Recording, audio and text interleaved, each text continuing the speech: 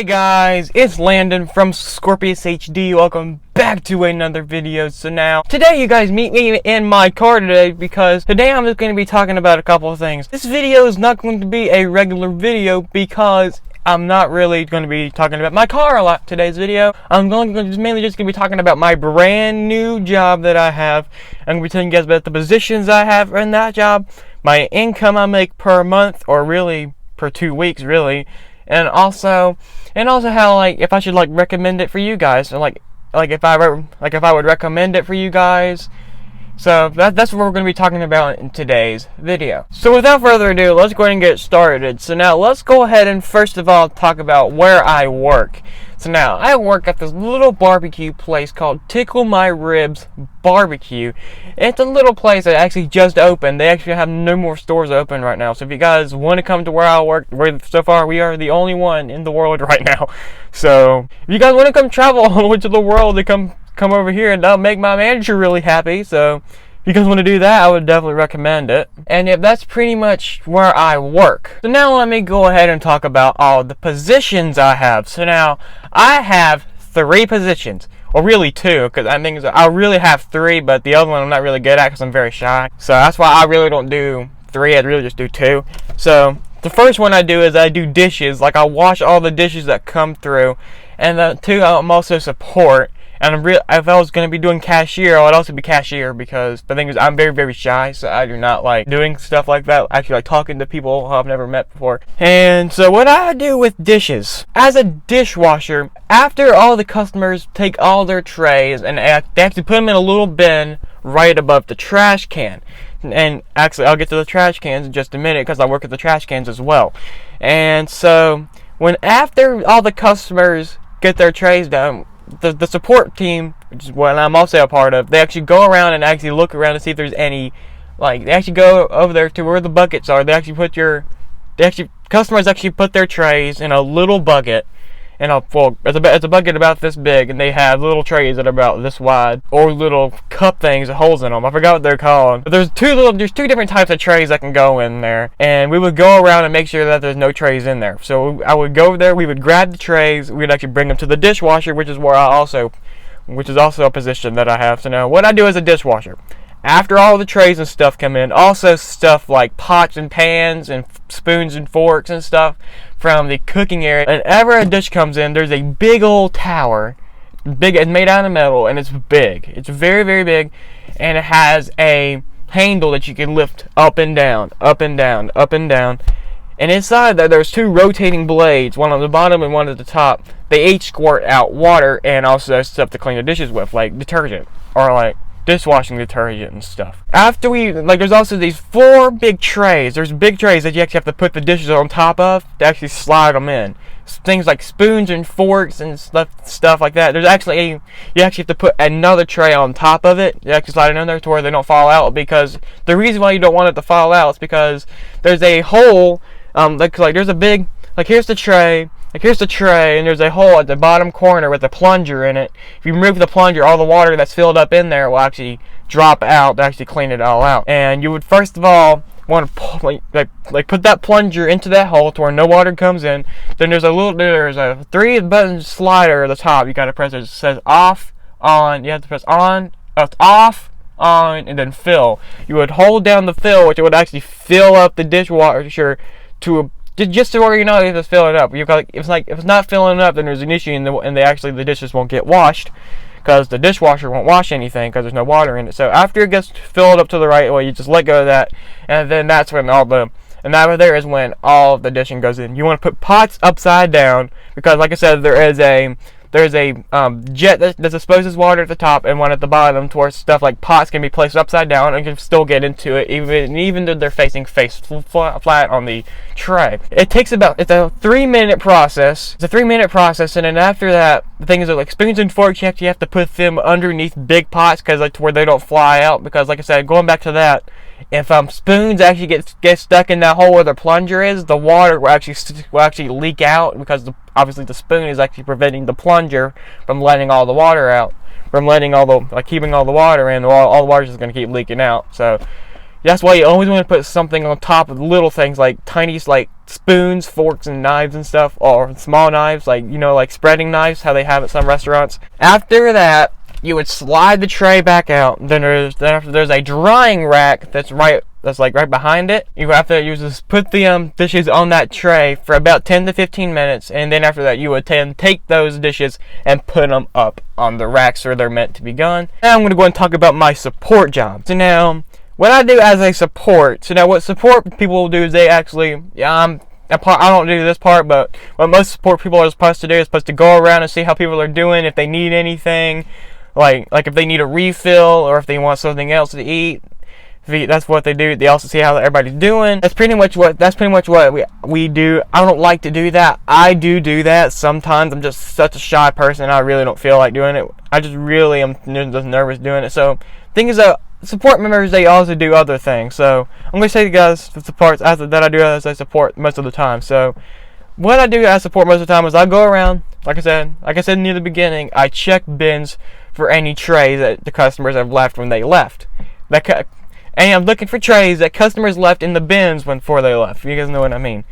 And then I would grab those trays and go take them to the dish area to where our second or third dishwasher can actually wash the dishes. Or maybe if I'm the only one there, I'll sit there and wash all the dishes, which is most likely pretty much the hardest part of my job. Because I have to do two things at the same time, pretty much. It's pretty hard, but I'm an active person. I love being active, which is why I wanted to get a job like this where I can always be active. Because it's fun. Like, my job is fun when I actually have something to do there.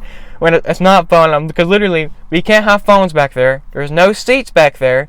So while I'm waiting for dishes, or if I have nothing else I can do, I pretty much just have to stand there and wait. Yeah, I pretty much have to stand there just like this and just wait until dishes come by.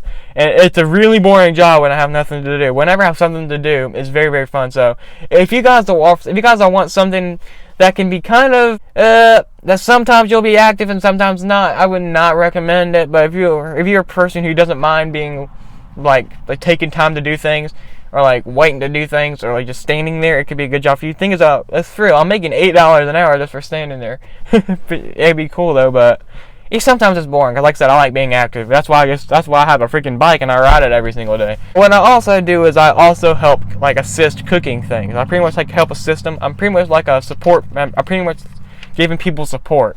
That's what it sounds like. I'm just giving people support, and helping. I'm helping out with people and stuff. Also receive phone calls, if somebody calls the dealership, if somebody calls the restaurant and actually order something online, I would also pick up the phone and get everything that they needed to get done. That's pretty much what I do as a support manager, as a support employee, and I'm not a manager. It'd be cool if I was a manager, but I'm not. So now I'm going to talk about cashier. So now, cashier, there's really not a lot to talk about because I have not done cashier in a while. I've only done a little bit to practice, and I can tell you what it's pretty much like. So there's two, like at my restaurant, or like at our restaurant at least. So there's two screens, one in front, one in the back. One's facing up towards the customers, and one's facing up towards, and then one's facing up towards the employees. So it's pretty much kind of shaped like this. This is the face of the screen. That's pretty much shaped like this, and what they do is there's actually a bunch of labels and stuff on there that has drinks, sides, and stuff. So let's say if somebody ordered a soft drink, so you just press on drinks and press on whatever soft drink they wanted, like Sunkist, Fanta, or Pepsi, Coca-Cola, and stuff like that. You would press that. You would press on whatever they needed. And then it pretty much showed the total. Or if they just asked for a fountain drink, you would just hand them a cup. Then they would go get themselves a fountain drink. And so that's pretty much what that is. And that's basically all the cashier does. That's basically all the cashier does. So now I'm going to go and talk about payroll. So now, if you work there, you will get paid $7.50 to $8.50 per hour, depending on which job you have. If you work in the back, you're most likely getting $7.50 to $8.50. And if you work out where the customers are working, near where the dining area is, you'll be making close to around $8 to $8.50.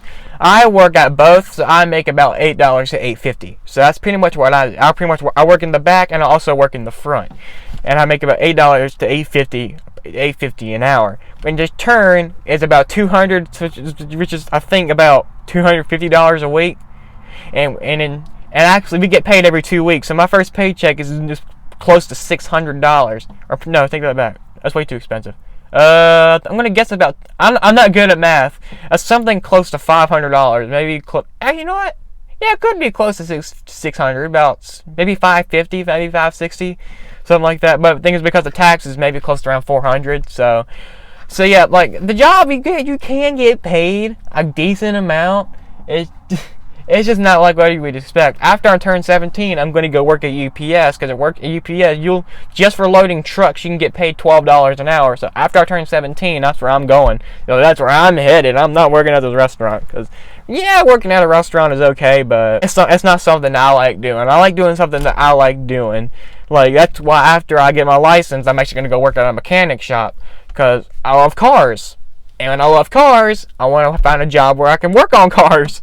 Because my stepdad, he's a mechanic, because he rebuilt one Corvette, and he's helping me work on my car, because I do not know what the heck I'm doing, and I definitely need his help.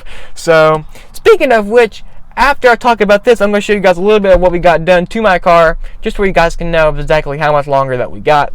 And now for the final subject about my job. This is, would I recommend it? So, I'm going to say if you'd like, because it's a fun job whenever you actually have something to do. This is all in my opinion. This is all in my opinion. It may be different for some of you guys, but this is all in my opinion. If I have something, like if you have something like something to do there, it's fun. But when you're just like, whenever there's no dishes or whenever there's nothing there to do, it can get pretty boring. That's just on my opinion. So if you guys like just standing there, just waiting, you're making $8.50 an hour. By the way, I work about 4 hours, 4 to 5. I work 4 hours on weekdays, 5 hours on weekends, from 5 p.m. to 5 p.m. to 9 p.m. on weekdays, and from 5 p.m. to 10 p.m. on weekends. So that means I make close to $60 a day, pretty much. So anyway, so yeah, I would definitely recommend it. If you guys think to work at a restaurant, you have to be at least 16 to work at a restaurant. You have to be at least 16 to work at a restaurant. So you can't work at a restaurant until you're 16. So if you're not 16, don't even think about it right now, because you think you can still get a job at 14. If you guys are 14, you could actually work at Publix. Things that there isn't really that many jobs currently that are actually hiring 14-year-olds. You can even work at 11. I've saw that you can even work at 11 years old. The thing is, I barely believe that's true, and I'm sorry, this is my microphone case that I'm using, and so that's pretty much that, if I would recommend it. Now there's a brief description about my job and about what I do. So now I'm going to go and just talk about some of the things that we got done to my car, and stuff that we still got coming for my car. So let's go and get started with the interior. So looking at the interior of my car, you can notice a couple things. You got the door panel off. So yes, this is what the door panel off in my 1997 Camaro looks like. You can actually see all the functions inside there. And so we have to get like we're trying to fix this window, because you see the door's closed and this window won't roll all the way up. So we're having to try to fix this window. That's why we took the door panel off.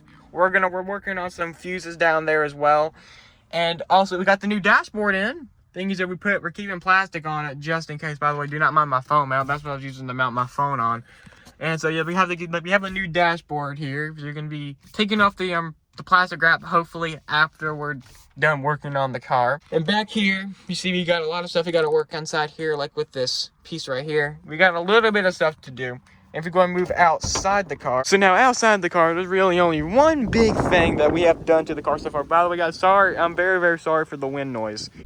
So yes, guys, and as you guys can see, my car has its own keys, so let me go and go show you guys what this looks like, and I'll show you what it looks like when it's open. But to open it, I'll just open it up just like I would a regular car key, just like I would something regularly. I'll put it in, twist, and then right after that, I can just simply rise it up, and here's where you guys can actually see a bunch of other things.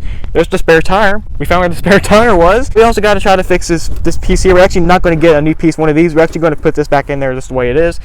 So that's pretty much all we got to do there. We take this key back out. And you guys can see we put new shocks on it, where now the roof will be able to rise itself right back up whenever I open it. And we still have to try to like match it with the button that's underneath the drive, like the wheel well area, or what is it? I forgot what it's called. I don't really look at that stuff very often. I don't really look at interiors and stuff. So anyway, go and shut this. And you guys can see also the rear lights are off. The rear lights are in there. Well guys, that's going to have to wrap up this week's video. If you guys did enjoy, please make sure you guys go hit that subscribe button. Turn on post notifications. They're also going to go drop a like on this video to support me and the channel. At the time of filming this video, I'm currently 11 subscribers away from 500 subscribers. So you guys, please go tell everybody you know to come subscribe to my channel and help me reach 500 subscribers before the end of this year. I am very excited for this. I'm currently halfway to getting monetization. Halfway there. I need 1,000 subscribers to get monetized, and I cannot wait for that to happen, because then after that, Corvette C5 and Nissan GTR will be added to the channel very, very soon after that. Also guys, go follow me on my other YouTube channels. They will all be linked in the description box down below, or they will have popped up as cards at the top right corner. And also guys, go follow me on all my social medias. They will also all be linked in the description box down below as well. Anyway guys, thank you all so much for watching today's video. Peace out.